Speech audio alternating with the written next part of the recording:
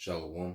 First and foremost, I would like to give all praise and glory unto Yahweh, Bahashem, Yahushua, Bahashem, Kakadash. Double honors unto the apostles and the elders of GMS who rule well, teach well, being great examples to his younger brothers, and peace and blessings, salutation to the hopeful lake out there pushing his word and truth and in sincerity across the four winds in the name of Yahweh, Bahashem, Yahushua, pushing to get up out of here. Shalom to the hopeful lake, the believers, the listeners who may have came back to the obedience of the scriptures through faith in Yahweh, Bahashem, Yahushua. And what I want to get into this morning, all right, is dealing with a little leavening, because we always go into it around this time, going into the Passover. And, the Passover goes into the feast, of unleavened bread, okay, which, is when we would take, the yeast, all things with yeast, out of the house, you know, and Apostle Paul, makes a reverence, to their tradition, okay, to the high holy day, when he's addressing the Corinthians, for their acts of wickedness in the flesh, okay. He don't go into the understanding in the spirit, Apostle Paul, always makes spiritual analogies, with things of the law, okay. Apostle Paul had that gift, where he will break down, the law in a spiritual way. Okay. Now, when you go to 1 Corinthians 5, all right, and 6, it says, your glorying is not good. Know ye not that a little leavening leaven the whole lump? Because you had a Jake, within the church that had committed adultery with his father's wife. Okay.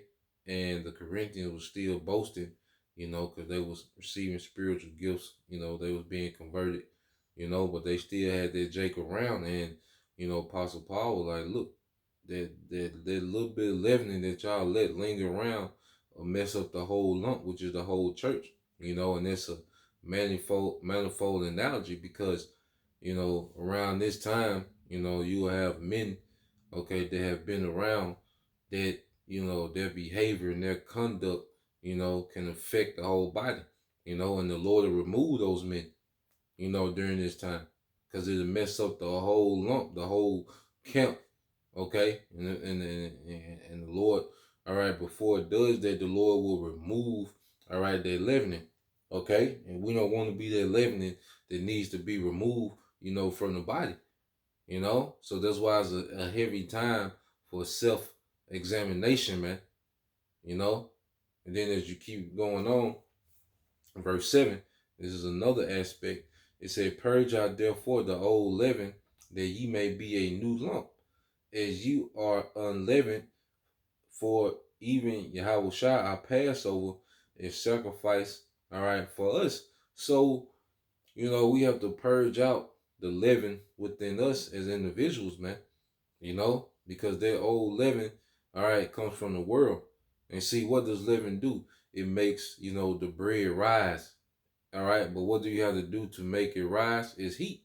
So sometimes the Lord will put us through, affliction to make that old leavening rise within us so we can recognize it and remove it. He'll cause circumstances to happen that'll make that old leavening within us, that old nigga, all right, that little piece of feminist that you got left, as a woman, that old nigga, that we got left that's within us, okay? The Lord will cause those things, put us in situation and affliction in their heat and cause those things to rise up so we can remove it, man. Getting out that old leavening, all right, because it'll mess up the whole lump. We have to become that new lump, man. Okay, that old leavening to hinder us. It'll have us offended at things. It'll have us holding grudges. It'll have us bitter. You see, it'll be the little leaven can be a great hindrance within this walk, man. That's why the Lord, allows things to happen so we can recognize and remove it. And it says, therefore, let us now keep the feast not with old leaven, neither with leaven of malice and wickedness, but with the unleavened bread of sincerity and truth. Okay? The bread of sincerity and truth. And that's why, during this time, a lot of things come out. The Lord calls things to surface that need to surface so we can keep the Passover in sincerity and in truth, you know, not having any malice towards the body, towards the brothers, any malice towards the doctrine, all these things will come out, okay? And that's why you see, even with this latest event with High Priest Ariah, okay, what do you have, man? You have, Jake got this merciless spirit on him where the Lord caused, certain things to happen for that to rise up in men. Okay? Hey, you see? The Lord, hey, he's a chess player, man, in the spirit. He's always, you know, 4 or 5 steps ahead, okay, when he making moves.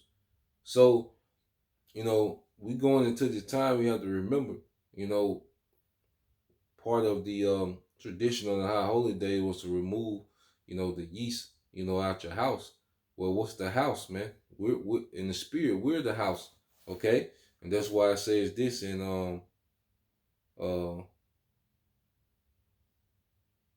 let's get this in.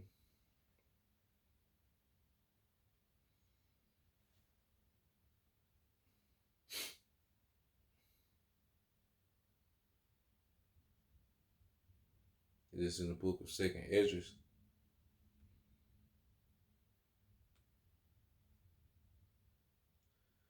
It's the book of Second Esdras, chapter 14. All right.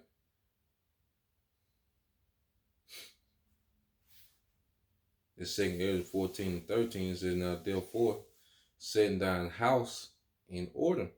Okay? And part of setting our house in order, first we're the house, as the individual.